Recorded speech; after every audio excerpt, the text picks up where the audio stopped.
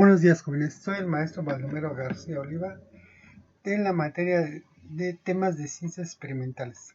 El día de hoy vamos a ver características del conocimiento científico.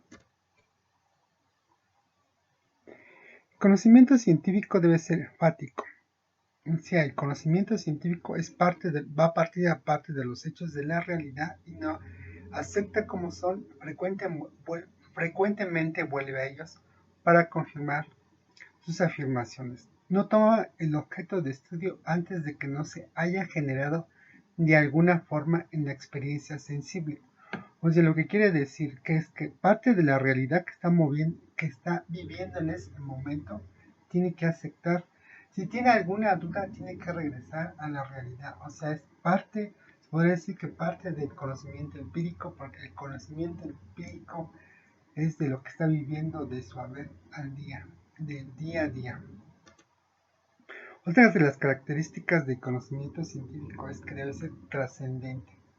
Aunque la ciencia parte de los hechos no se queda con ellos, sino así lo hiciera, su labor sería meramente contemplativa.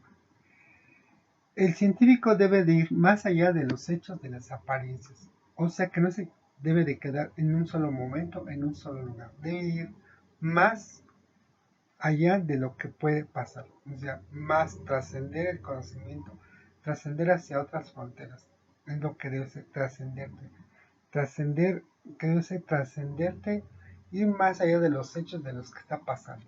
Esa es una de las características del conocimiento científico. Otra de las características es que debe ser analítico.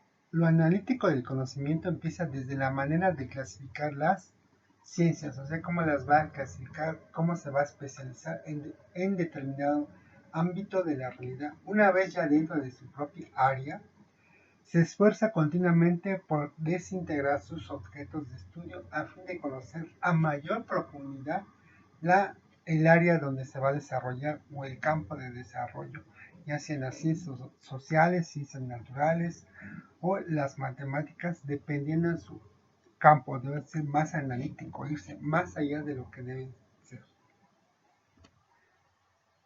Otra de las características es que debe ser claro y preciso. Los conceptos científicos se deben de definir de alguna manera que sean precisos y sean claros, que no debe haber ambigüedad en los conceptos de los que se pretende realizar. Todos los conceptos deben ser plenamente claros y precisos. ¿Dónde va a ir? ¿Qué va a hacer? ¿Qué va a trascender? O sea, todo va a ser claro. No debe haber alguna duda de lo que se quiere hacer. Eso es lo que debe ser claro y preciso. Otra característica es que debe ser simbólico. El pensamiento científico no irá muy lejos si dispusiera solamente de un lenguaje cotidiano. O sea que no debe ser un lenguaje cotidiano, debe ser su propio lenguaje. Debe tener símbolos que se adquieren conocimientos que dan determinadas variables, que las variables se clasifiquen de acuerdo a las reglas que ellos van a poner. Y para ponerse esas reglas deben de crearse estructuras más, de donde tengan estructuras más complejas. O sea, debe darle un símbolo a cada lenguaje, debe tener un lenguaje simbólico, así como las matemáticas, la química, la biología, la antropología, tiene su propio lenguaje, o sea, simbólico, debe tener cada, cada ciencia crea su propio lenguaje, es lo que debe ser un lenguaje simbólico que todos lo puedan entender para crear nuevas estructuras más complejas. Otra de las características es que debe ser comunicable, o sea, que no solamente se quede en un pensamiento científico, o sea, ahí se va, sino que se debe de comunicar hacia otras culturas, hacia las comunidades, hacia el medio, como dice aquí. El pensamiento científico está destinado a un reducido número de personas. Se ofrece a todo aquel cuya cultura le permite entender, o sea que también sea entendible que se comunique. La ciencia debe de cumplir esa función de comunicar, de expresar lo que se está haciendo, de los datos que se tienen, de los hechos que se va a hacer, O sea, es un pensamiento científico, comunica los datos y reflexiones acerca de los hechos, de lo que está pasando, o de lo que se investigó, de lo que se hizo. O sea, se debe comunicar a la sociedad o al medio científico. Otra de las características del conocimiento científico que debe ser verificable. O sea, todo lo que se produzca científicamente se debe de reproducir, o sea, se debe de verificar, debe someterse a pruebas y aceptar que se adecua a la realidad, que lo que se haga del conocimiento científico no sea, no sea irreal, tiene que ser real. Otra de las características es que debe ser metódico.